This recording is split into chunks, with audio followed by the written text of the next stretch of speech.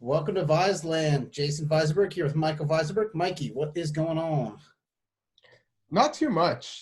Jason, something I was really happy about was when you and Jen went to the doctor to find out the gender of your child. You just told me what it was.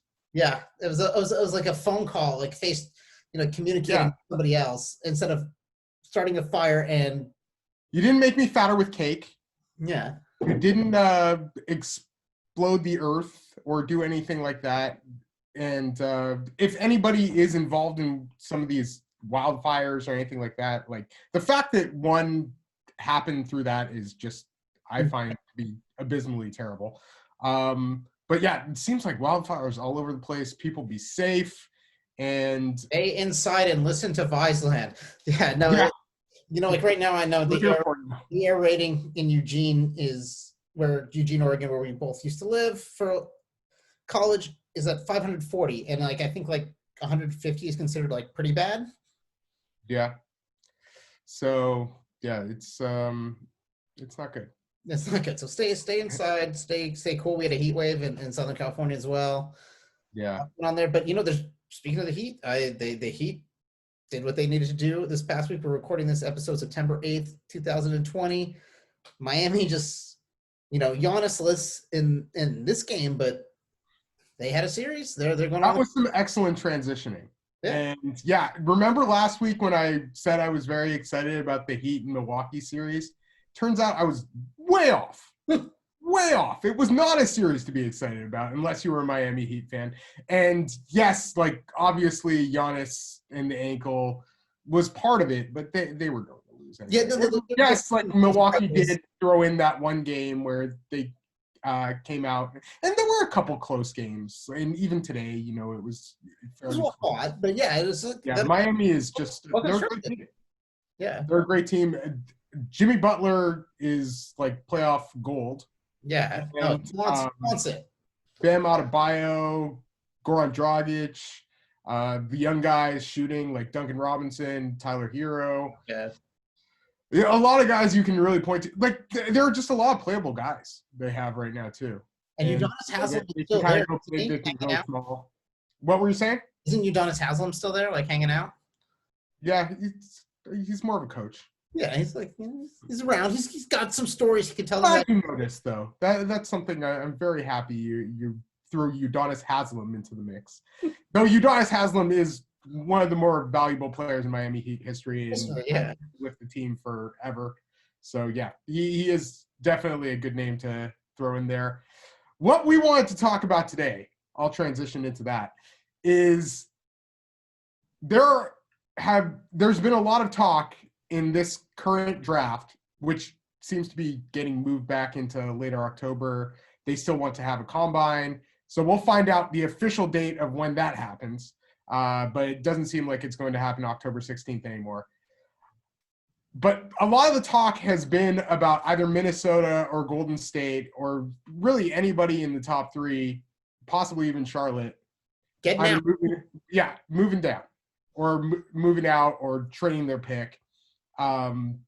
Obviously, like every year when you're not happy with the person in that draft, you're saying, can I trade down or could I get a veteran acquisition? That's always the big one. Like our team has enough young guys. We need a veteran to turn this around. Not always easy to find.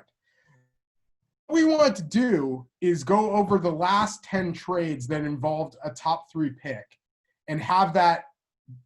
The stipulation was that it either happened before, like while that season was just ending, before the draft, or before the season, before a guy had played an NBA game. So, players like there have been a few, like Derek Favors, for instance, was traded early on in his rookie year to Utah by New Jersey at the time. And that won't count. But these are just all like kind of like draft day or draft adjacent trades that involve the top three pick and kind of give an idea of how some of those trades went. Yeah, no, definitely always, high hopes for a high draft pick, but obviously sometimes mixed results. And yeah, well, and then Jason actually has done a lot of vigilant researching, and he's going to give an idea of which trades are going down and what's going to happen. Are you ready, Jace? I am not, but I know it's but Yeah, we'll give like a little breakdown of an idea. I just wanted to. It's going to be from 1999 until obviously present day. Well, obviously no one's made a trade. The last time it happened, yeah. Yeah. So yeah, like it's a 20-year span, but there seem to be these 10 trades that stand out, and we'll even give a few quick hitters on some of the trades they even have before then. But yeah, let's start off with 1999. Let's take it back to 99. And we have Chicago Bulls drafting number 1. There are a few guys who are up for the pick. It seemed like there were maybe like 3 or 4 guys that were possibilities here. It ends up being Elton Brand. But one of the guys that was a possibility was Lamar Odom. One of the guys that was an even greater possibility, Steve Francis. So Elton Brand goes number 1. Vancouver at the time has the second pick. The year before, they have the second pick as well, and they take Mike Bibby, who's a point guard. They're still not very good. Yeah, Vancouver had a tough time getting better. So yeah, they choose Steve Francis, and when you see Steve Francis in the green room, he is maybe the most sad person you've ever seen on draft day. Like, he is just beside himself. He's got this look. You knew he was never going to play there. He was going to hold. Honestly, I don't think anybody wanted to play there. Generally, it was very. Yeah, well, that's just pure ignorance because Vancouver's awesome. Vancouver's awesome. I mean, as a Canadian myself and having friends in Vancouver, Vancouver's great. I think Steve Francis would have had a wonderful time playing there, but what can you do? You hang on a few years, you get Pau Gasol. If only he had the foresight. But then again, he got to play with Yao Ming not too long after that. But yeah, I'll get into like kind of an amazing fact with Steve Francis here. So the trade is they have a 3-team trade, and the Vancouver Grizzlies trade Tony Massenberg and Steve Francis. The Houston Rockets trade Antoine Carr, Michael Dickerson, Othello Harrington, Brent Price, and a 2003 first-round pick, which was Marcus Banks, of all people, to the Vancouver, later to be Memphis Grizzlies.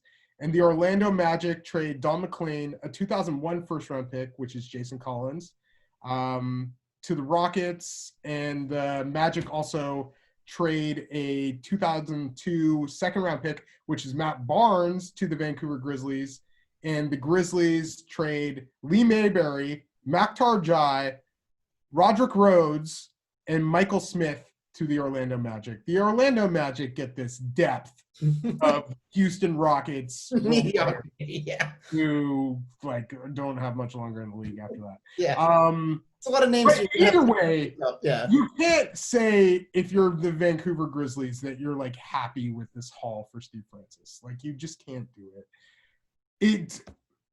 It sucks when a player holds out. Like, and I get like there are reasons why the draft sucks as well. Straight up. Yeah. But, where a player holds out, it's tough. And especially, like, it seems to be – I would say that it's tougher on the city than it is the organization. The organization obviously has a role to play, and, maybe it was just him saying – I don't know. It seemed like a lot of people in Canada saw it as a slap in the face.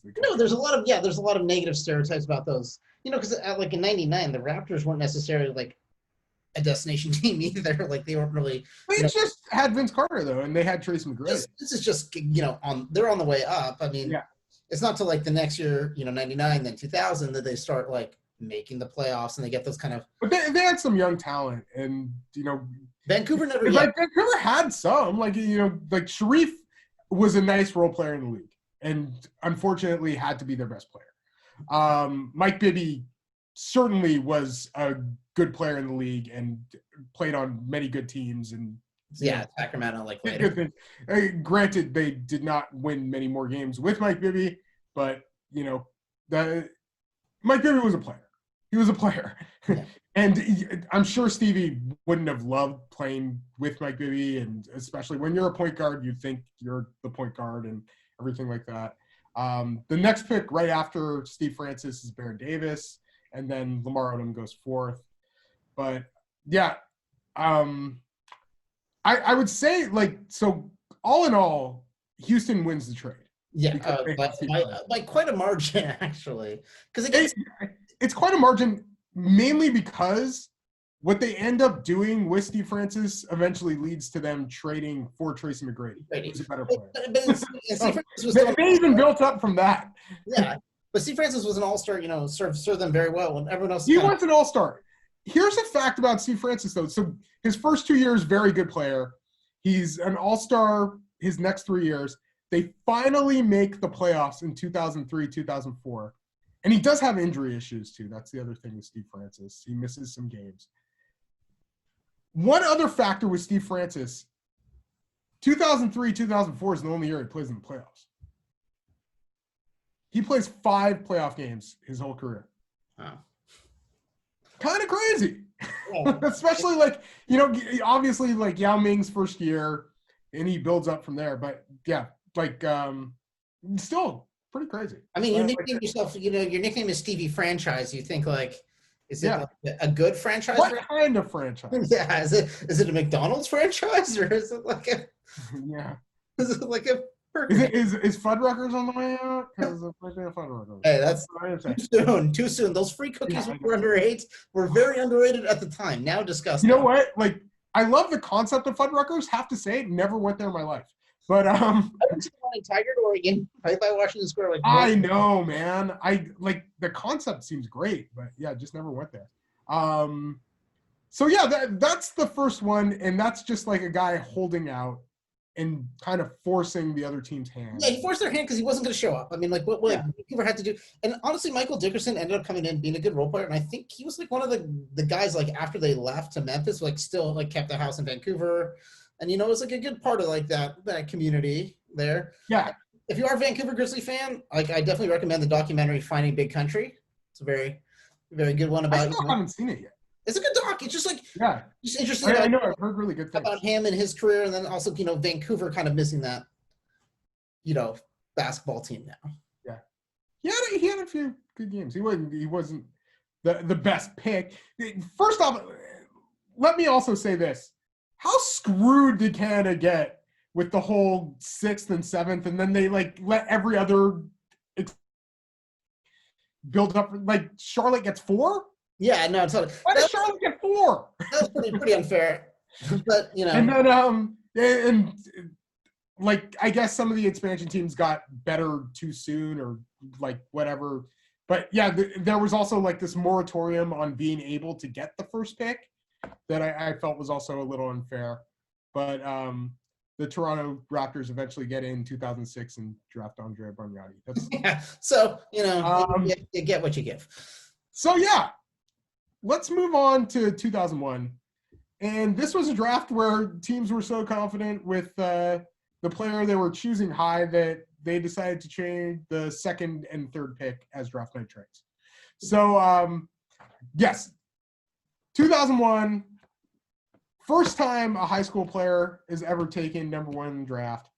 You got Kwame Brown. Wizards seemed to be content with Kwame.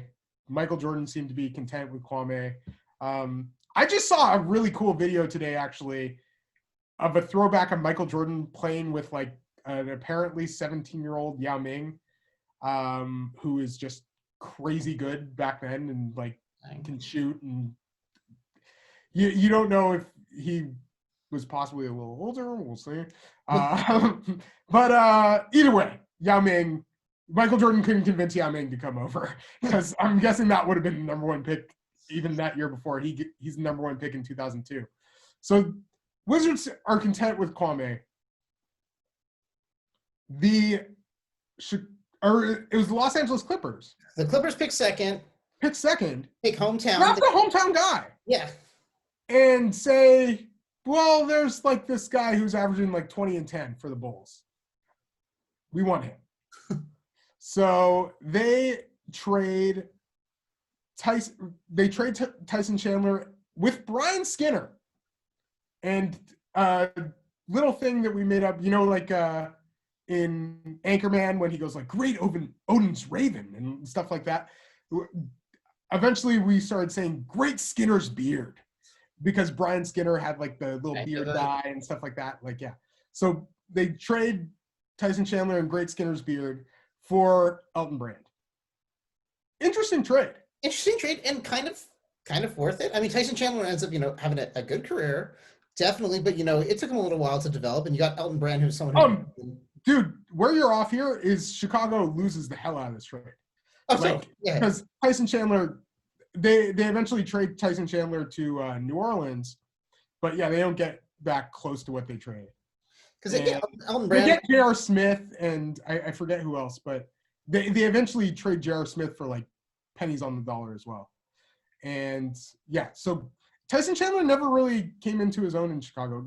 The whole, I think, thing there was thinking that Tyson Chandler was going to be this power forward where his eventual best position was definitely center. Playing next to an only one position guy in Eddie Curry, who they took fourth in that draft. And also at high school, like you're developing two high school big guys together. Yeah.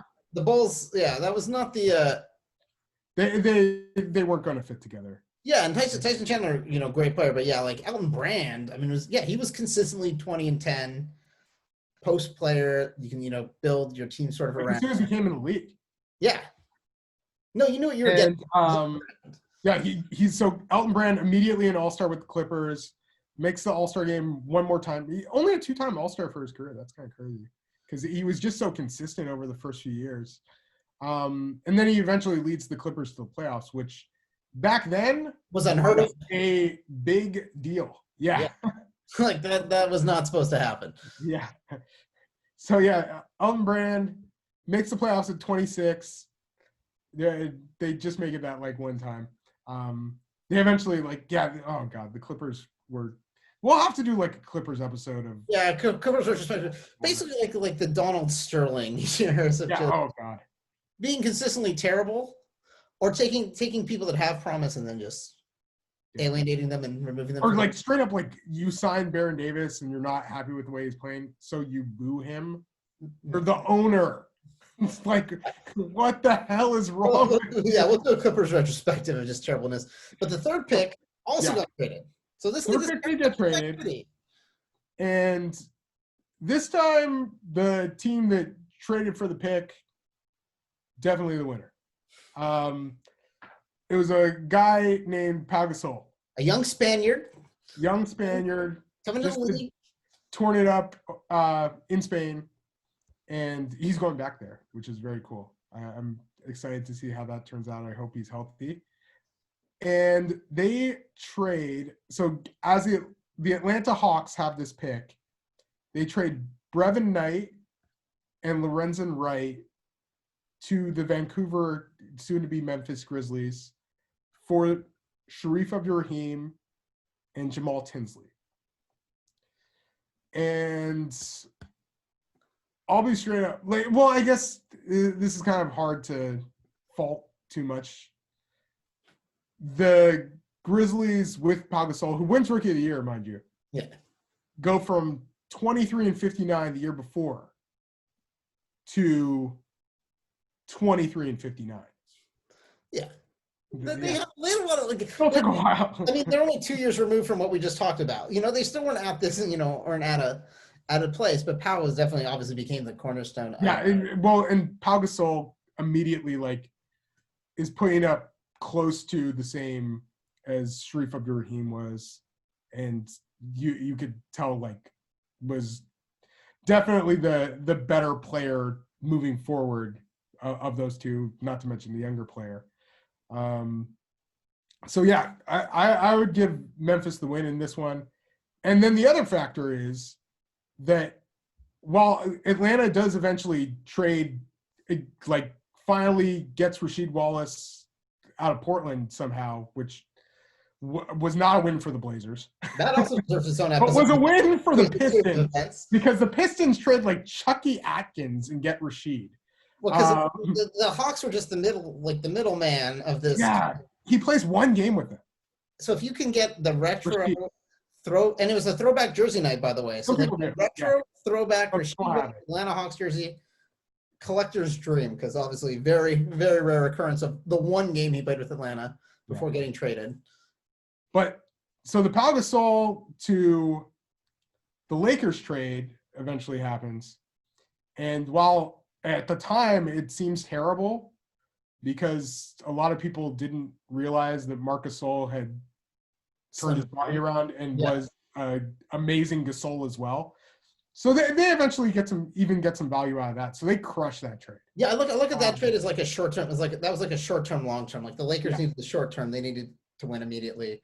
Memphis had worked out, a few years later. Mark. So this was an example of trading the veteran for the pick working out, and then the other one was the pick working out when you trade the veteran, and the other one was the veteran working out when you trade the pick. Yeah, you know what you're getting, and with a lot of those high school guys at that time too, is they did become good, but it took them a little while to get there. Yeah. And some of them, there's a long list, never quite got there either. But yeah, Elton Brand. But yeah, Pau Gasol has a few years where he at least leads the Grizzlies to the playoffs, and they hadn't got there yet before he was there. And then eventually is the second best player on a championship team for 2 years, and has a Hall of Fame career. Yeah. So, yeah. Definite. No. Definitely the best player we've talked about so far. Yeah. It's hard those are the first traded. So yeah. So 2001, you have the 2. 1999, you have the 1. A few years down the line, and it's 2004. And as we mentioned earlier, the Charlotte Bobcats come into the league, and they have the 4th pick in the draft right off the bat. And that's locked. They weren't in the lottery. It was literally like everything worked. Yeah. Everything was around that. For that. They were locked into that pick. And they decide that they want to move up in the draft. So what they do is they trade with the Clippers to move up from 4 to 2. And all they had to do to move up in that draft was it's funny. So they had a high 2nd round pick. So they give up, I believe it was the 34th pick in the draft. And then the other thing they do is they agree to draft Peja Drobniak in the expansion draft. They're just like, yeah, make sure you take this guy off our hands. Sure, I guess. If it gets me what I want, I can do that. Yeah, yeah. And then the guy, so in 2004, you have Emeka Okafor was one of the better college players and was considered a pretty like NBA ready guy. And I don't think it was like a no-brainer that it was going to be Dwight Howard number 1. So you either had Dwight Howard going number 1 or Emeka Okafor going number 1. Orlando made the right choice. They go with Dwight Howard. And Charlotte, I'm guessing, was happy because they just wanted a center to build around. And ultimately, Charlotte does win the trade with like a bit of an asterisk. So they do even get like Emeka's trade value is 1 year of Tyson Chandler, funny enough. And then I don't think Tyson had a lot of I believe they tried to trade him to Oklahoma City, and that didn't really work. That was New Orleans that did that. Yeah. So Tyson Chandler was seen as almost damaged goods, I guess, at this point, and then it turns out that wasn't the case. Because that was just defensive, defensive center. Oh, for sure. And yeah, I'm guessing the injury that eventually got a trade overturned to Oklahoma City wasn't as bad as they initially believed, and he even wins. He won Defensive Player of the Year with the Knicks, right? Yeah, I'm just looking at. Yeah, Yeah, he was was a one-time All-Star, was crucial to Dallas's champion. Yeah, team. player of the year. But yeah, so as far as Emeka Okafor goes, like he's the better player of he and Livingston, but Sean Livingston also he was promising and suffered like a horrendous leg injury. Yeah. Horrific. So Sean Livingston just with that terrible leg injury, the Clippers eventually cut Sean Livingston. So and then they can't be faulted for that because at that point he really never. Yeah, you weren't sure. Yeah, he had another that case of invest in him. You're not completely sure about the medical there, and then he comes back in the league, plays a nice role on a few teams, and then is with the Warriors. Yeah, finds this role in the Warriors. It really gives him this kind of resurgence as a playmaker that we hoped he could be. Knocking down all those mid-range shots and just giving you like great guard size and being a solid defender. So yeah, Sean Livingston, I would say definitely played. I'm guessing plays way more playoff games than Emeka did. But Emeka with Charlotte is the better player. So you had seven playoff. I just looked 7 playoff games. But and Emeka Okafor does go on to win the Rookie of the Year that year. Makes it all. Yeah, probably should. And that's the end of where his NBA accolades are. After his rookie year, everything really starts to kind of. Like gives like solid performance, and I know he had injury issues as well. Yeah, like over 10 points a game for the majority of his career. Yeah, but nothing. Immediately, like when your rookie center gives you 15 points and 11 rebounds, you're good. Yeah.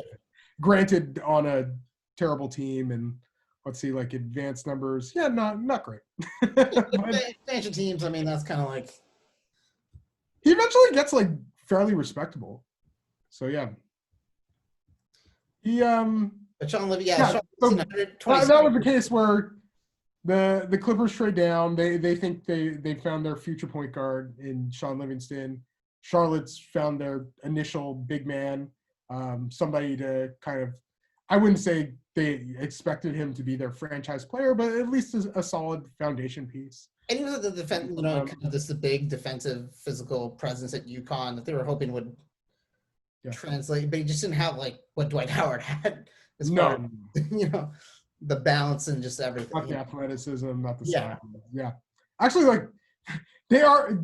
What we did discover is they were fairly similar size, but yeah, Dwight Howard, completely different level of athlete, and I think as strong as Emeka was also like Dwight Howard was a different level of strength. No, like I liked him at UConn, but I always also liked Ben Gordon a little bit more because I thought he had like that potential. But then and those guys were the second and third pick in the draft. Yeah, and then Ben Gordon went on. The Bulls do not trade right away. Yeah, but moving on in 2005, this was an interesting one because the Blazers, I think at the time, the Blazers likely needed quite a few things. I think the Blazers needed everything at that point because I think they kind of blew up that, by this point you'd blown up, the Jailblazer, if you want to call them that team. Yeah. Most of these guys had moved on. So you're kind of, everything was on the table. Yeah, so this was even like blowing up. They got rid of Rasheed Wallace. Like, Zach Randolph's there, and he's kind of the guy. Like the guy you're kind of building around. But I think there's definitely a lot of open space on the roster for pretty much anyone other than like a 4. You know what happened here is Bassie happened. That's what happened. They took Sebastian Telfair, and then they took Sebastian Telfair that year before. And then they took the two Russian guys that also like platooned for each other. Oh, I don't think that really. The NBA. I don't think that factored in as much as them having high hopes with Bassie and feeling like he was maybe the point guard of the future. And so there are these. The first 2 picks, I think, they might not have been set in stone, but there was a pretty good like idea A good feeling that that it was going to be Bogut and Marvin Williams. and Bogut was, the big guy also coming out of college with that. Yeah, he was a center. He had a really good year. There were two point guards who were very highly touted as well, and those guys were considered to likely go the next couple picks, and that was Darren Williams and Chris Paul. Yeah. So the Blazers Portland decides that they really like this high school guy who has a tremendous body, really good athlete, and a beautiful looking shot. Yeah. And he's like not local, but he's right up the, he's from Seattle, just right 3 hours. He was going to go to UW and then decides to enter the NBA draft. And it wasn't it was actually like, so when you look at, this is the last draft that had guys going from high school to the pros. And there are a few like gems that get drafted here. Andrew Bynum was the 10th pick. Gerald Green goes 18. And then Monte Ellis and Lou Williams, like both, mid-second round picks that turned out to be absolute gems. The top. Most of the high school guys in this draft get underdrafted, besides Martell Webster, I would say. Yeah. Portland decides that they want to trade down, and they trade the 3rd pick for the 6th pick, and they get a little bit of draft capital on top of that, and get a 2008 first round pick that eventually becomes, of all players, Joel Freeland. Ooh. The Blazers legend. It's fun. It's a fun pick. It's a great story. Joel Freeman, he was bagging groceries, and later on he was knocking down jumpers. Very cool. But they passed up on Darren Williams and Chris Paul. Like, what the F? Yeah, it was hard to not have seen those guys being all-star, or at least like very good. Whereas the Blazers had so many holes on the roster at that time. Yeah. And poor Martell Webster just never, gets it. Like, yeah, again, the shot looked good, but he was never he never became a consistent shooter, and became he was fine, but he couldn't really put the ball on the floor. Like, he was usually a spot up shooter, and he had his moments. They had that 3-headed small forward for a while with like Martell, Travis Outlaw, and then James Jones.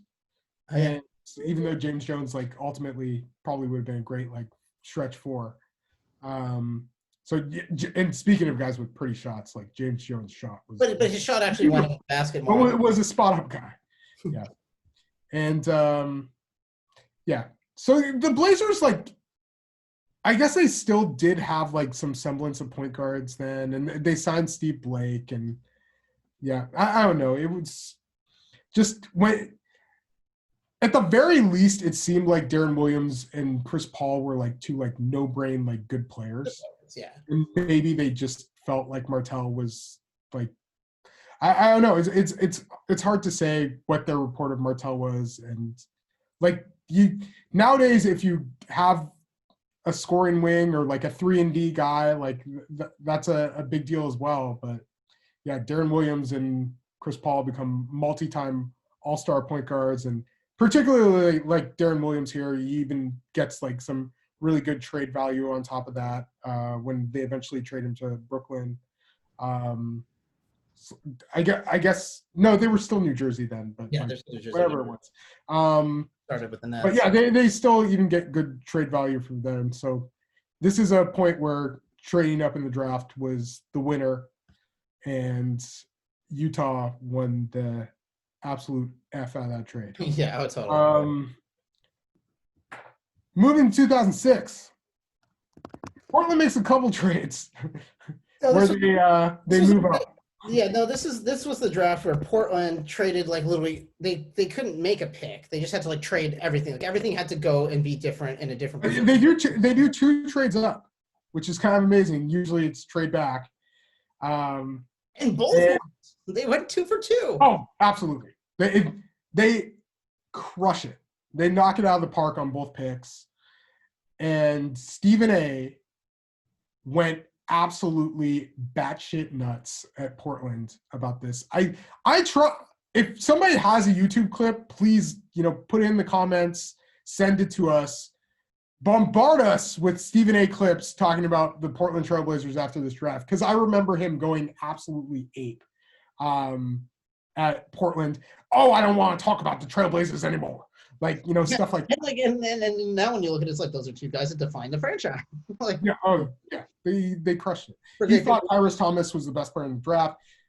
As I was saying to my friend today, who sent me a clip of Stephen A. talking about Luka Doncic and Kristaps Porzingis, he stretches himself thin enough as is, not knowing about any of the other sports. Why would I even feign the possibility that he knows anything about the NBA draft? He's an entertainer, sure. Expert, no. So yeah, in this case, the first pick he goes absolutely crazy about is the Chicago Bulls draft LaMarcus Aldridge with the second pick in the draft. He should have been the first pick. As we mentioned, as we've talked about past drafts, where we go with the first pick in retrospect. And so they take him, they trade a 2007 second round pick, which eventually became Demetrius Nichols. So, not much for the Blazers there. But they trade it for Victor Kriapa and Tyrese Thomas. And the Blazers just completely killed that. Laugh all the way home. Yeah. Tyrese Thomas, he did have so much momentum going into that draft. Having played He did. And he plays LaMarcus Aldridge in the NCAA tournament and gets the better of him in that game. But when you're just talking about Tyrese Thomas was a freak athlete, but he showed some ability to. I guess the upside was that he could hit a jump shot occasionally. But LaMarcus Aldridge was a legit good shooter, and also way taller, longer, much better at basketball. I think is the ultimate factor there. It had translatable. LaMarcus has a 7'5" wingspan. He's a really big dude.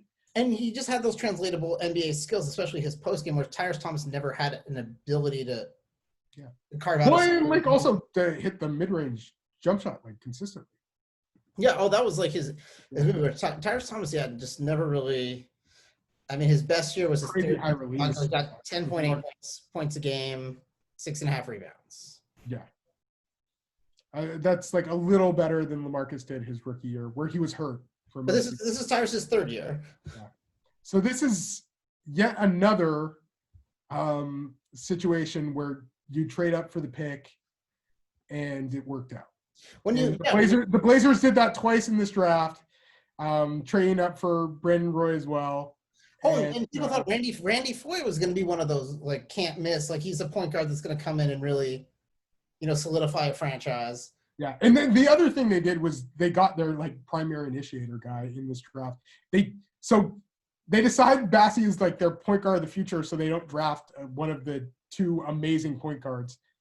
And that next year they're okay, he's not, and let's trade him to the Celtics.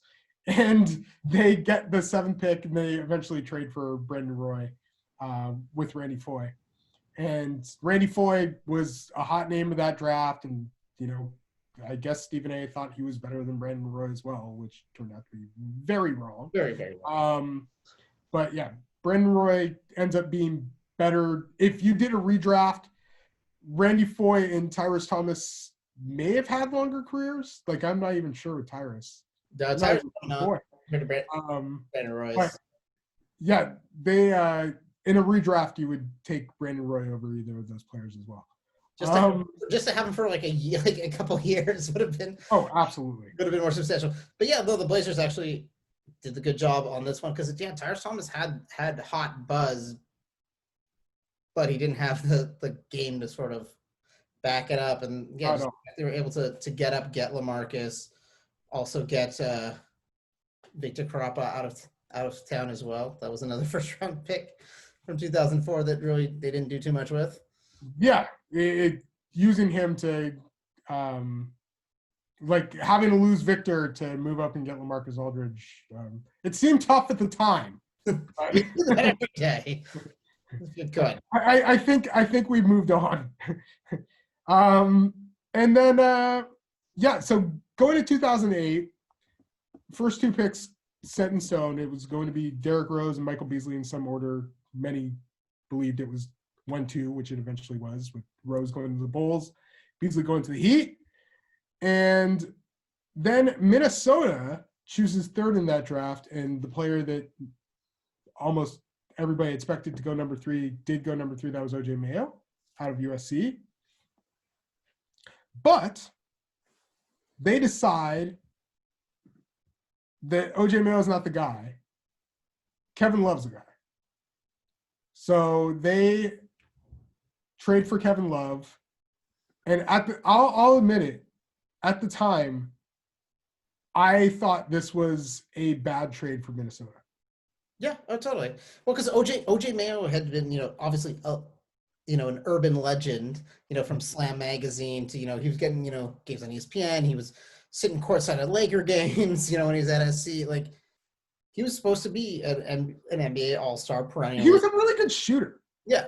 That was the other thing. Like, OJ could shoot, and he was going to be a guy that you most likely saw being like a 20-point per game scorer.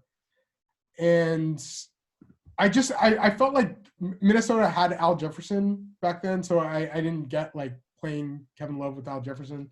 I guess ultimately you're just like, okay, get rid of this Jefferson guy and see what you can do. But I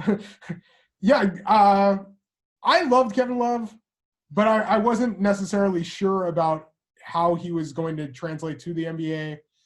Oh, and just for backstory too, like we'd seen him in high school a lot. I made dead sure also that it was a crazy snowy weekend, and oh man, it was crazy on many levels for me that weekend. But I made sure to see OJ Mayo and Kevin Love play at USC and UCLA against Oregon as freshmen. I had to be there. Russell Westbrook also played exceptionally well against Oregon. Oregon lost both games, not surprisingly. But and of course seeing Kevin Love in high school. But what ends up happening is Minnesota crushes this. And the trade is OJ Mayo with Greg Buckner, Marco Jaric, and Antoine Walker, who seemed to be very happy to be in Minnesota, I'm guessing. As long as he was getting paychecks he could cash, I'm pretty sure he was contented at the time. To the Memphis Grizzlies for the custodian, Brian Cardinal, Jason Collins, who we had mentioned earlier, Kevin Love, and Mike Miller. Kevin Love may have never made the playoffs with Minnesota. But if you're talking about memorable seasons, he had a few. He had a few. And like having seen him in high school, he was always an amazing, dominant, skilled player, but heavier set. So you didn't know, if he slims down a lot after you see knee issues as well. You see, and injury, like even in high school, people talked about will he be able to keep up at that level? And obviously, he said, "Yes, I can," and he definitely had some pretty amazing physical transformation. Yeah, like Kevin Love worked really, really hard, and he developed his 3-point shooting game because, like again, like in high school, I saw him shoot like a couple threes. He was always like talented. It was good, but it wasn't a part of his game. But then he developed that kind of stretch ability too, because he went from this like rebounding machine, like that was kind of his thing for a while. He had really positive indicators. Like so, even in college, he shot 35% from 3, took 82 attempts. So he was willing to at least take threes. And shot like close to 77% from the free throw line. So yeah, he was obviously there was some talent there. He just never really had to shoot in high school. Like he was unstoppable. He was like the most dominant post guy too. And yeah. Even if sometimes he didn't even make it to the post because he would just throw these like incredible like outlet passes that like even I could catch at the other end and put in the basket. Like he was a very smart, skilled guy. And like his career was ended up being very productive. And Yeah, the far superior career between. whereas OJ just never lived up to what that hype was for him. Coming from high school, to recruiting, like his best scoring season is his rookie season. Yeah. And then it was good that next season, then it kind of was downhill from there. I even remember he played in Summer League one year, and was trying to kind of develop into the point guard for Memphis for some reason, when it was very clear that even in Summer League, you're just oh, this experiment's not working. Yeah, well, again, a score first guy. I think that was his going into his third season. He played in Summer League, and you're why is this guy playing in Summer League? He had proven that he could at least play the role that he was at, and then he was never going to be your primary or initiator or anything like that. He was a shooting guard. Yeah, and then obviously ends his career on a very interesting circumstances of basically getting banned from the league for performance-enhancing drugs. Hasn't been seen since 2016 in the NBA. He's playing overseas. Looks like he's playing in. I thought China. Yeah, he was in Taipei, Hunan. Yeah, so he's been in China. But Kevin Love is still, still definitely when you do a redraft of 2008. Kevin Love is up there. Yeah, and he's still going. He again always injury concern a little bit. At this point in his career, but he's had an awesome career. I mean, his worst two scoring seasons, again are his rookie and second year, and then after that, he's above a 14-point mark by quite a good number. And hopefully he gets himself out of Cleveland and puts himself back into another situation that can kind of. Yeah. Could actually. Yeah, I think Kevin would be a really nice 5 for somebody right now. And he 5-time All-Star and made some crucial plays on that 2016 Cleveland championship team, of course. And yeah, that was an example of Minnesota winning the trade by trading back. And another interesting Kevin Love factoid while we're just throwing it out there is Michael and I actually started the Oregon Basketball Needs Kevin Love Facebook group. I believe this was his sophomore year of high school. We're watching him in the state playoffs, and we're like, Yeesh, that didn't work out for us. We need to go all in on this person. Oh man! Obviously, Ernie Kent and staff not on the same level of enthusiasm and skill at recruiting as obviously we had. But yeah, that was something that we were very proud of. But there are a couple of big Oregon high school prospects. One just moved to Prolific Prep, Nathan Biddle, and then still playing for Clackamas as of now. I'm wondering what he'll do this upcoming season. But Ben Gregg announces where he is going to school tomorrow. November 9th, 2020. And we're thinking it's Gonzaga. Yeah, that's all I've heard. That's what I've heard. They have been interested in him for a long time. They offered really late. They cooled off, and then they just pulled it off. They gave him an offer, and then it's this offer puts him over. But he'd always had a lot of interest in them, and I don't even think Oregon was really necessarily one of the last choices. But if Kevin Love still wanted to come back to Oregon, we would still take it. Oh, absolutely. Ben Gregg is a baller. In the Les Schwab Invitational, he actually played against Gonzaga commit Caden Perry in his second game, and I thought Ben Gregg was tremendous. Clackamas won the game, and Ben got the better of that matchup as well. Very talented, has ability to put the ball on the floor, great passer, stretches the floor. He's about 6'8", 6'9", a talented player. So whoever gets Ben Gregg, you're getting a forward with some ball skills and some acumen. So yeah, that is something to look out for tomorrow. Name to look out. And yeah, let us lament of Oregon missing another in-state guy who we would have loved to have had. So yeah, after 2008, there's a nice long wait for the next kind of trade of a top 3 pick. And it seems like people are really highly valuing them. It seems like people are usually happy with who's there. But yeah, so in 2014, that's the next one we go to. And this one wasn't a draft day trade, but it was a trade before this player's ever suited up. Yeah, ever suited up. And it also there let's just say there were extenuating circumstances. They felt like they were kind of in a rebuild, and then all of a sudden they get the best player in the NBA. And he writes the reason for coming back to Cleveland. So LeBron James leaves Miami, decides to come back to Cleveland. Cleveland had just gotten the first pick in 3 out of the last 4 seasons. Yeah, you got Kyrie, you got some stuff going on there. And then yeah, Andrew Wiggins. And he writes this letter about coming back to Cleveland and being excited to play with Kyrie, Tristan, Dion.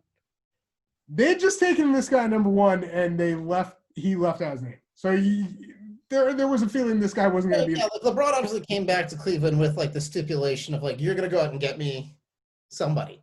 Yeah, you're going to do something. You're going to do something. So Andrew Wiggins goes number 1. Cleveland has him. And of course, at the draft, you're like, oh, that's going to be, but the minute LeBron makes it known he's coming back, you have some like in a video game kind of context. You're like, oh, it'd be cool to have LeBron and Andrew Wiggins, but in real life, that's not going to work. LeBron, obviously. I'm not sure that it wouldn't work. It wouldn't be it wouldn't get you to a championship level. Yes. That is absolutely correct. They'd be selling jerseys, they'd be, doing some good fast breaks, but yeah. So I was hoping Andrew Wiggins could learn some things from LeBron James, but yeah, that wasn't going to happen. And what ends up happening is the Cavs trade Wiggins. They trade the first pick, who had just had a disastrous rookie season. And I guess this was the most value he was ever going to have in a trade. And that was Anthony Bennett. So they trade Wiggins, Bennett, and a trade exception to the Minnesota Timberwolves. The Cavs also got a 2016 traded a 2016 first-round pick to Philadelphia that eventually became Timothy Luwawu-Cabarrot, who just had a nice year with the Brooklyn Nets. And then the Timberwolves trade Kevin Love to the Cavaliers. The Minnesota Timberwolves trade Luc Richard and Mbah a Moute and Alexei Shved to the 76ers. And the 76ers complete the 3-team trade by trading Thaddeus Young to Minnesota. So Minnesota gets like a little bit in return. Philly, I guess, kind of just, was an intermediary that was needed. It's the beginning of the process for Philadelphia. Yeah. So obviously they're kind of like. And so at the time, I was kind of wondering. I guess the ultimate hope for Minnesota is that, one, Kevin Love was nearing the end of his contract, and it was likely he was going to leave. So they wanted to get some value out of him. And Kevin Love obviously wanted to play in the playoffs. So, yeah, Andrew Wiggins, I guess the hope was that Andrew Wiggins would eventually be as valuable, if not more valuable, than Kevin Love. Andrew Wiggins does eventually net them D'Angelo Russell. Neither of them are going to be as valuable as Kevin Love ever was. Even if D'Angelo far exceeds expectations, even then. I even remember Kevin Pelton and some people at the time just saying how Kevin Love now is just more valuable than Andrew Wiggins ever would be, and they were absolutely correct. Yeah. And yes, Kevin Love, obviously very different role with Cleveland, and he, isn't the same, putting up the same gaudy numbers he did in Minnesota, but still a very valuable piece to a team that was competing year in and year out for the NBA championship. I guess ultimately they got crushed in the finals those last 2 years, but they were still going to the NBA finals and kind of like just breezing through that Eastern Conference. And yeah, Kevin, of course, the pinnacle being winning the championship in 2016. In 2015, unfortunately, has the shoulder injury that sidelines him for most of the playoffs. And Thanks, Kelly Olynyk. Yeah. And then, it seems like his days in Cleveland are hopefully coming to an end. By the way, happy birthday to Kevin Love, whose birthday was yesterday. Yeah. And you love Kevin over here. Huge fans. Yeah. So yeah, Wiggins. So this was an example of, you trade a first pick and you get you're going for that all-star veteran, and it worked out where the first pick, like let's say Cleveland takes Joel Embiid, then it might have been a little bit different. But yeah, it turns out that the concerns that many people had pre-draft about Andrew Wiggins and his motor, his will to, get better. He hasn't really improved as a shooter. And just defensive concerns, just in terms of awareness. And he is what he is. He's a guy that can get 20 points in his sleep. Yeah, and hopefully Golden State, he finds a role in Golden State as, this, Andre Iguodala, Sean Livingston, maybe, replacement, or even Harrison Barnes, like basically just being another cog in the Golden State machine. Yeah, just if there's enough talent around him, but the fact is that he's not. But he's not the talent. Yeah, he was supposed to be the talent. Few players, if your team's going to be good, because he doesn't have that kind of efficiency. And Cleveland just had good vibrations on Kevin Love. That's my Beach Boys reference for Kevin Love. Mm-hmm. I'll just end it there. God only knows what they'd do without him. Yeah, I mean. So in 2014. Circumstances, Andrew Wiggins, it turns out that Minnesota does not necessarily, I don't think they were fully expecting to get the best of it. They were maybe hoping, but they got some value out of it. But Cleveland gets the crucial piece that I think kind of helps them eventually win that championship and compete many years after that. So we move on to 2017, and before the draft, Boston was at this period where they were kind of playing with house money. So they make this trade with Brooklyn that nets them incomparable assets. Well, because they got rid of everybody that was old and over their. Yeah. They got rid of these two old all-stars. Hall of Famers, but. With Brooklyn thinking, okay, these guys will carry us for a few years and maybe we'll have a chance to be good. They were good enough to beat the Raptors in the first round. I remember that whole, where Masai yells "fuck Brooklyn" and that whole thing, and then Paul Pierce is saying on the throne, "Super, you beat the Raptors in the first round, you turkey." But yeah, so Brooklyn, without much hindsight, they trade for these players, and then they are in this huge rebuilding process because it didn't work out the way that they felt it was going to. Injuries and old age and all that. So the Celtics had already drafted Jaylen Brown, and they get the first pick in the draft from that Brooklyn pick. And the guy who was considered the number one pick that year was Markelle Fultz. Markelle Fultz was going to almost certainly go number one. Everybody thought that he was going to be this great primary initiator, able to get to the paint. The shooting at Washington, he didn't shoot very well from the free throw line, but he shot very well on pull-ups. Yeah. And then from the three-point line, he was somewhere in, I'm guessing, around 40%.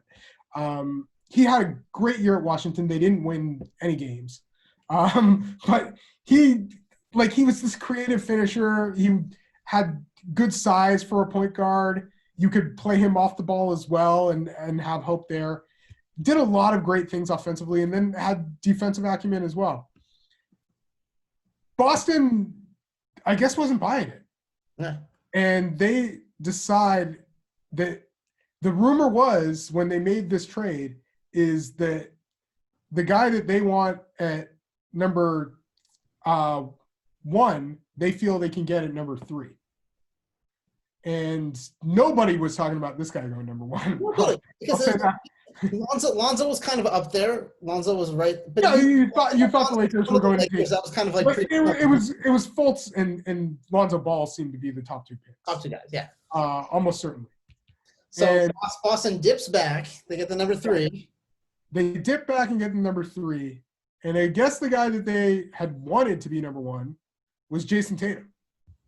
And Jason Tatum is another player who, as Danny Ainge said at the 2016 Hoop Summit, is a stud. When he was saying, in the gym, and it's like, we have a bunch of studs here. Jason Tatum was one of those guys. Fultz was too. Like they were both. That was a great Hoop Summit team. And the guy who stood out the most to me in scrimmages, like Fultz, I think they felt had the highest upside.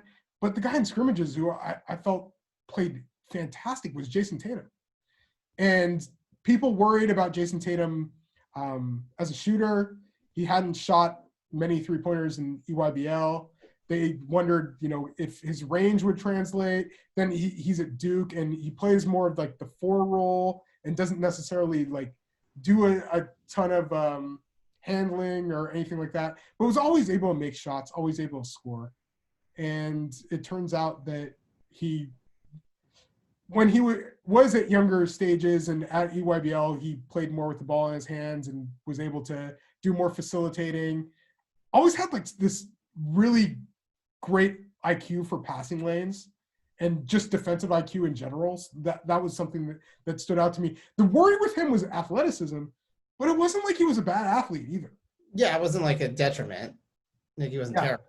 So yeah, he just becomes this ridiculous shot maker, and then is able to shoot the 3 at like insane rate. And the guy that you thought was going to shoot, I think many people, granted, Jason Tatum also did have a good free throw percentage in college too. I think always had a pretty good free throw percentage, but I think the guy that people were more confident about shooting was Fultz. And obviously there are shoulder things and reasons why he doesn't end up shooting the way he does. And, possibly it could be mental, like we don't know. To me, like the change in the shooting form was so strange because I had seen him in multiple events in high school and never had seen him shoot like the way he did once he entered the league.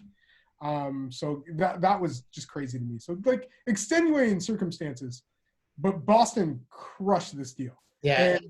Danny Ainge really just like being patient, like knowing what he wants. And again, like moving back helps you accue. He gets that. He probably and he not only did they move back, they also got a pick. So it was if the pick would have been between 2 and 5, they would have gotten the Lakers pick. And then because this is a time where Philadelphia was in the process and they had accumulated all these great assets, and they end up getting the 13th pick. They choose Romeo Langford. Jury's still out, but certainly a strong, nice athlete and somebody that Boston, I'm guessing, is willing to put some time into. But they got Jason Tatum. Yeah. And Jason Tatum is guy right now, yeah. Oh, yeah. He's one of, like, moving into the top 10 conversation for players in the league is almost certainly going to be on, I would say, he's at least All-NBA third team this year. I think there's a case for him to be All-NBA second team. His second half of the season was incredible, and he's just like shooting. His ability to shoot pull-up three-pointers and to create three-pointers. Yeah. And he's still not the best finisher. Mid-range is still like not necessarily consistent, but just makes shots on so many occasions. The all defensive teams came out today, and he didn't make an all defensive team, and many people thought that was highway robbery. Just a great defensive acumen. He looks like the best player in that draft. Absolutely. And he, Yeah. still super, I mean, still 22 with what he's, Yeah. accomplished. And yeah, like Boston's right now, they're poised for, they're in the semifinals right now, another deep playoff run. They're back in the lottery again at 14, which they're probably not going to get anyone like that. But yeah, Jason Tatum looking good, looking like it's going to stay good for him in Boston for a little while. I'm happy with Jason Tatum because, as I've said a few times on this, on Viseland, I was higher on Jason Tatum than most of draft Twitter seemed to be. And that's one of the few guys where I can kind of pat myself on the back and be happy with the fact that I was really high on this guy. Just remember, for every one time you're correct, there's about 4 million times, the people are wrong. I will point all of those out as well, maybe. But yeah. One thing I'll at least say is I'm wrong a lot. As we all are, yeah. But yeah, so then we go back to that next year. If we hadn't learned anything from the year before, it seems like the third pick is a guy that you maybe want to hang on to. Yeah, like the first two are who everyone is talking about, and then the third one is like, oh, this guy's actually the best. Yeah, and this was somebody who draft Twitter was. I was high on him as well, but I should have had him like undoubtable number one, and like I was teetering. I screwed up. I shouldn't have even teetered. He should have just been my number one guy, and he was my number two guy. So I felt like there were two guys at the top. To me, it was DeAndre Ayton and Luka Doncic. Many people felt it was Luka Doncic and Jaren Jackson Jr. Nobody really seemed to have Bagley top two. There were a few. And he was a great athlete. But yeah, so the rumor was that Atlanta was very high on Trae Young, but not high enough to take Trae Young over Luka Doncic and let him slip to 4. So Atlanta takes Luka Doncic. Trae Young goes to 5 to Dallas, and Atlanta says, we want Trae Young, but and Dallas is like, we really want Luka Doncic. Yeah. In order to move up, you need to give us a first-round pick that next year. Dallas still kind of in rebuilding mode after Dirk. The pick ends up being the 10th pick in the 2019 draft. So the trade is Luka Doncic to the Dallas Mavericks, Trae Young to the Atlanta Hawks, and the Atlanta Hawks get the eventual draft rights to Cameron Reddish.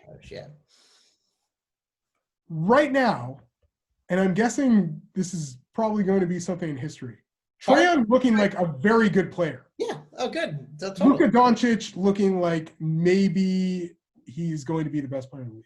Yeah, he's an alt. And there's a huge difference. Yeah, no, they're like Trae Young, I think he'll be a perennial all-star, but I think Luka Doncic already was an all-star this year. Yeah. But when you're talking about different levels. Luka's going to be like an all-time great player that people are going to be talking about like 30, 40 years from now. Yeah, and Luka, I think, had a case for All-NBA first team this year. Probably going to make All-NBA second team.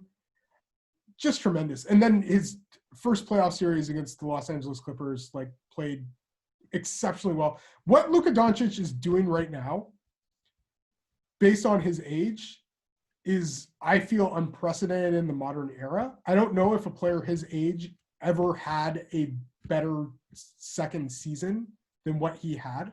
I think maybe the player that you go back to like their second season being like that is like LeBron James and like Tim Duncan. And no, every conversation with Luka like ends in like, oh, LeBron or Magic or Tim, like all these, you're just pulling all these names that have one common denominator amongst them. Yeah. That they're the yeah, they're great franchise cornerstones who build championship teams around. Yeah. And yeah, so Trae Young still, he looks fantastic. Deep range, great passer, your primary initiator. But yeah, Luka Doncic is Luka Doncic. So it turns out that not only did Phoenix and Sacramento passed on Luka Doncic, but Atlanta had the chance and They had passed him. on Luka Doncic as well. He had their hat. He had the hat. Like, I mean, he just put the jersey on his neck. And yeah, he's a dude in his second year, 21 years old, pretty much close to a triple double. 30-point per game, like triple double. Yeah, like insane. And yeah, even I know it's the modern era. I know scoring is up, and there are more heliocentric offenses, and obviously, he led Dallas to the best offensive rating in NBA history. So yeah, like he's piling up stats, but he's doing it efficiently, and teams winning games. Yeah. Like, and he pushed the Clippers to 6. Like, that's crazy. There was like so little reason he should have done that. And then his play in game 4, like, holy guacamole. Yeah. Yeah, that was legendary. He had a couple 40-point games, and yeah, he looks like he's going to be I don't know, like, between, even if you're thinking about between he and Giannis, like, you go with Luka.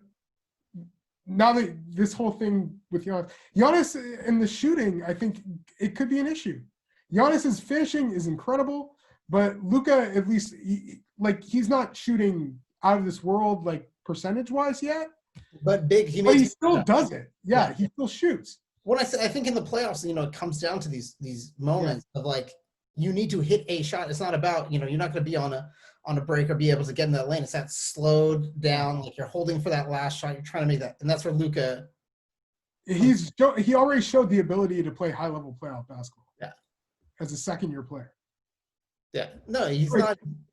Yeah, he's not anything. But yeah, but looking back on these trades, it's so interesting just to see, like, how many times it's like teams were way off. Yeah, well, it's just projection. There's there's really no, like, the final conclusion. You can't really say one way or the other. Like, sometimes trading down worked, sometimes trading up worked, sometimes trading for the veteran worked, sometimes it didn't. It was there was just I think the ultimate thing is, from 1999 to 2018.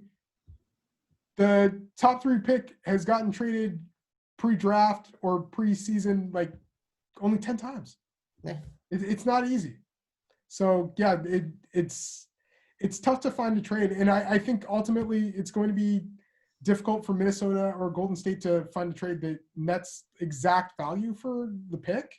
I think, of course, because I think the things you want too are, like, A, someone that can contribute now, or B, you want to get out of this draft completely. Go to next year.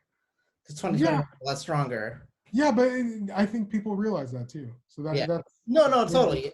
The top part is it's going to be interesting to see, because I think so. As far as, like, trade partners, Atlanta, New York are 2 teams I could see possibly wanting to trade up.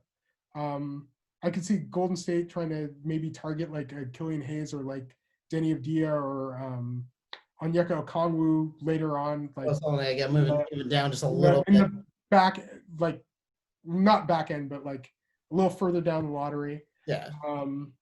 So yeah, like, it seems like the top 3 picks are going to be LaMelo Ball, Anthony Edwards, and James Wiseman in some order. But it's just not a certainty that Minnesota or Golden State loves having one of those guys. I would think Charlotte is most likely to stay put. It just it's going to be interesting, and I think this is going to be ultimately. I think this is going to be a year where a top 3 pick gets traded, either pre-draft, during the draft, or before the season. And like the interesting thing too is, if they're going to have a draft combine, they're going to go through some more workouts and stuff. Probably, I'm guessing. Yeah. So hopefully, some buzz will, come. There'll be some rumors start circulating, because right now everyone's kind of. I think there's still rumors circulating, because a lot of the times when there are rumors, like, these guys aren't necessarily, like, having these public workouts or anything like that anyway. It seems like if you're slotted to be a top 3 pick, like, usually you kind of I wouldn't say shut it down, but you're not necessarily like out in the Oh, no, open. you're not trying to like, yeah, like. You are. I guess you are talking to teams, and odds are that a lot of these guys are talking to teams. They're just probably not like. I am guessing they're still not able to fly out and see teams. Yeah. I haven't heard any difference there. Let's go over just like quickly the 3 other times before 1999 where a top 3 pick was traded. And in 1997, that was the Tim Duncan draft. And the guy who was slotted to it was funny because like, I wasn't an insider at the time. I was 13 years old. I should have been, but What are you doing with your life? Yeah. I didn't know what I wanted to do with my life. We also didn't have didn't have regular cell phone access or like wireless internet either. I didn't have a cell phone until I was out of high school. So yeah, that wasn't happening. Regular internet access, pretty sure we were still using dial-up. Yeah, so Pete Vesey actually nails the top 7 picks, like in order. But Keith Van Horn does go number 2 and gets traded for the guy who was the 7th pick.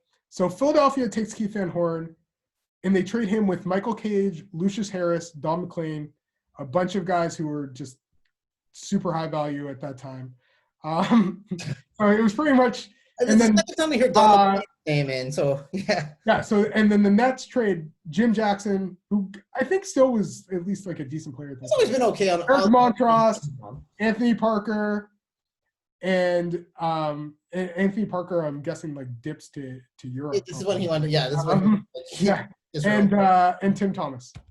And so Tim Thomas was had played a year of college, but was still considered a high level prospect, stretch big.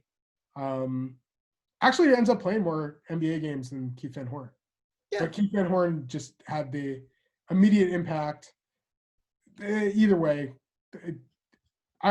while you would say then I guess the Nets win, but yeah, Tim Thomas never really happy at the time, seemingly. Yeah, Tim Thomas never really, pans out. And then it seems like Keith Van Horn like is eventually in Philly anyway. Yeah. He eventually Philly's like, oh yeah, you can come back here. Oh, you know how I know he was in Philly? Because we were in Seattle and we saw them at the Four Seasons Hotel. And I have Keith Van Horn's autograph. Oh, good stuff. Damn, I totally forgot he was there. Yeah, I have on the pad of paper. I can still like kind of make out who the signatures are. I got but yeah, because we saw him there. So remember when we were talking about the Clippers ineptitude way back? Right. So this one like made so little sense to me as an 11-year-old child. Even at the time, I just remember like reading about this on like a basketball card or seeing this, and I was like, what? Like, how is this good value? And the Clippers had the 2nd pick in the 1995 draft. And players that were on the board, like Jerry Stackhouse, Rasheed Wallace, Joe Smith goes number 1, and then Kevin Garnett. They take Antonio McDyess, still a good player. Yeah. The Clippers decide to trade Antonio McDyess, and I think it was Randy Woods. Yes, Randy Woods, a player I guess they were desperate to get rid of. And also at the sports arena at the time. Yeah. And they traded for so Brent Barry, I think, was the 16th pick in that draft. Correct. Out of Oregon State. 15th. 15th. So they trade for the 15th pick, which was Brent Barry. Good shooter, good role player. But he did go to Oregon State, so that's already bad vibes. And Rodney Rogers. And Rodney Rogers, like, I know Rodney Rogers, a lot of people, I guess, I didn't really have much of an experience watching Rodney Rogers as a college player. And, like, I know one cool thing he did with Denver is he hit, like, 3 3-pointers in, like, 9 seconds. And, like, turned the game around, I remember. But he like a good player, but they had taken him with the 9th pick in the draft. How is that good value? I didn't understand the value of that selection And I know Rodney Rogers eventually gets hurt, and like there are issues there. Beyond that, but yeah, it made no sense. Like when you had a guy like Antonio McDyess, who was taken ahead of guys like Jerry Stackhouse, Rasheed Wallace, and Kevin Garnett. Like I didn't get it. Yeah, it really. that was I think like just the Clippers, like me struggling to understand what the Clippers were doing there. And yeah, Denver seemed to definitely win that trade. McDyess was like a pretty. While they may not have been as happy with McDyess as they might have been with the three other guys I mentioned, they still got a really good player, and I felt like didn't have to break the bank for it. Yeah. And then the other one I want to mention is this was like a cool draft day trade that I'm guessing many of our listeners are probably too young to even remember. But the Orlando Magic got ridiculously lucky. And after winning the Shaquille O'Neal sweepstakes in 1992, they got the first pick in the draft. I believe they had one lottery ball or something like that. Yeah, they had like, they had like almost no chance. They had gone 41 and 41. And they get the first pick in the draft, and everybody knew the first pick was going to be Chris Webber. And while I guess Chris Webber was kind of considered a center more even so than a power forward. I think Chris Webber and Shaq would have worked. But Penny Hardaway was like this really great piece to put next to Shaq. Like a lot more intriguing. I think Chris Webber and Shaq, yeah, versus Penny and Shaq. I think you yeah. And I wonder, I don't know how much blue chips played into this. As Shaq like says, like he's like, please give me that Penny Hardaway guy. Like, yeah, I don't know if that was the case, but either way, the Magic get like a great deal of assets out of that. The Warriors get, I guess Chris Webber wins Rookie of the Year, doesn't he? I'm pretty sure. I'm pretty sure he did. Yeah. And the other thing is that Golden State actually like finishes with, they finished with they're in the playoffs. Yeah, he was here. So yeah, so Chris Webber wins Rookie of the Year. Like obviously a guy who comes in and contributes right away.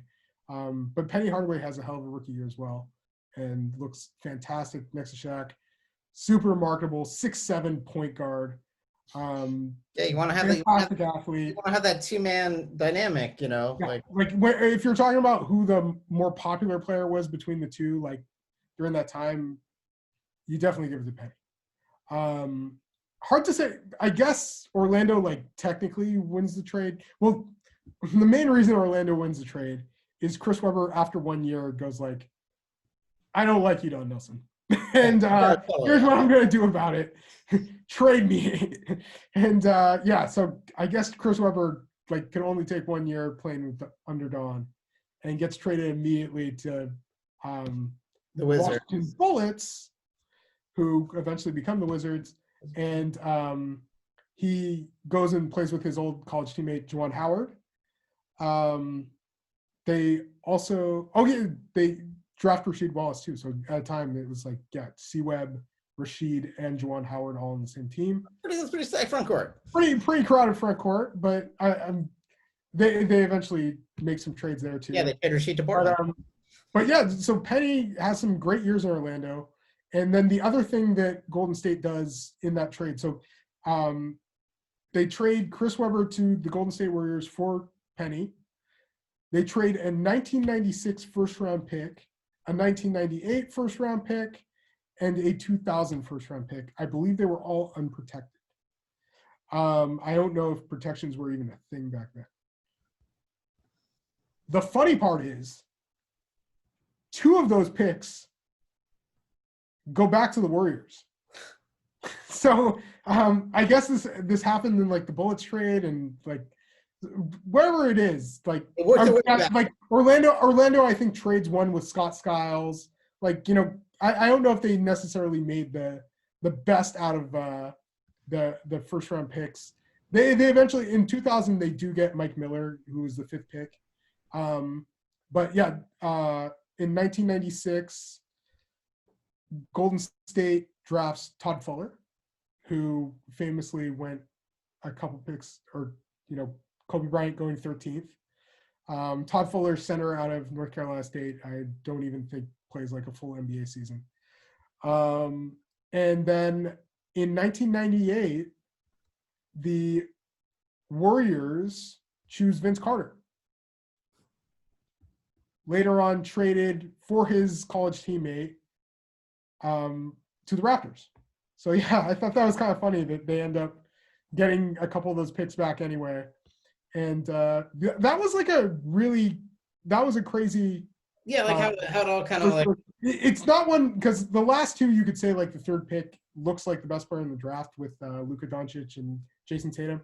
In this one, Penny didn't necessarily, like, you almost certainly take Chris Webber's career over Penny's career, but yeah, at least made it interesting for a while. No, it's totally like great years. Yeah, I think eventually Chris Webber's years in Sacramento, like that's, and Penny.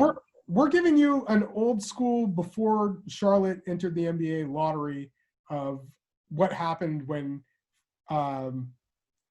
the top three pick was traded before the season or during the draft or before the draft. So at least gives you an idea of what happens there. And it's a pretty wild ride. Yeah. And we're hoping that, we at least get one of those trades during this draft. We're hoping to find out eventually when the draft will happen. That would be ideal. To have some sort of end date, but we will see. Yeah, so just the thing that we would love to hear, I usually wasn't all about the Bleacher Report fake trades. I want some fake trades. I want some fake trades. If somebody can tell me a trade of a first, second, third pick this year that makes sense for both teams, or at least, gets you some sort of close to the value you're looking for, or a future asset, run it by us. Yeah. We're in. Do you think Atlanta is going to try and trade up and get Anthony Edwards? Do you think New York tries to trade up to get LaMelo Ball? Any other teams looking to trade up? Like Boston has all of those picks. I'm not sure that's enough to trade up. I'm not sure that they're interested in trading one of the rookies or anything like that. But yeah, it certainly seems like there are a few teams who might be in the process. And like, I wouldn't think Sacramento would give up on Marvin Bagley already in trade 12. And I'm not sure how much value that would even have. But yeah, like, run some scenarios by us. Put some hypotheses out there. If you're watching this on YouTube, you can drop that right in the comment section. If you're listening to us on Apple, Spotify, we're on Twitter at Viseland. You can also email us at viselandpod.com.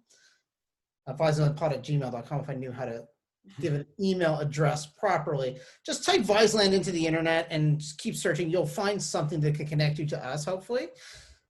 And then we'd love to hear just like what kind of trade scenarios, or like what does Golden State look like on the way down? Like, can they leverage the number 2 pick and get some sort of value, or do something?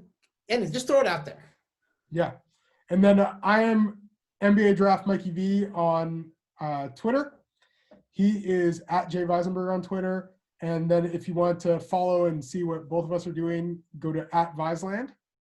And thank you so much again. Thanks to everybody that gave a positive rating. If you want to know, Jazz fans seem to hate me, Jason. Yeah, that came at you, but I was like, it's also the 23 pick, so I wouldn't take it that seriously. Yeah, and not to mention that it was not a pick that I was guessing for the Jazz. One thing I will say, I had Grant Riller on a higher tier than any of the bigs that Jazz fans seem to be interested in. I apologize if that's the case, but that's just the way that I see it. But yeah, we'll definitely get more into that later. It's somebody on NBA Draft.net I already addressed. And yeah, I just think Grant Riller could be a nice value there. And also the fact is that Jordan Clarkson, 1 year on his contract, Mike Conley, 1 year on his contract. You could be looking for guards. It's certainly possible. And Grant Riller is a guy that I see as a playmaker, really good at getting to the basket, can provide a scoring punch, and then even play next to a guy like Donovan Mitchell. So yeah, that's just justifying the pick.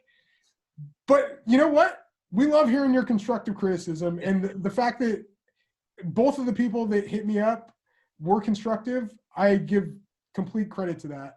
So please, if you have a constructive basketball argument or you want to talk basketball at all, hit us up at Viseland, and we are here for it. Thank you guys so much for listening. Thank you so much, and we'll catch you next Wednesday.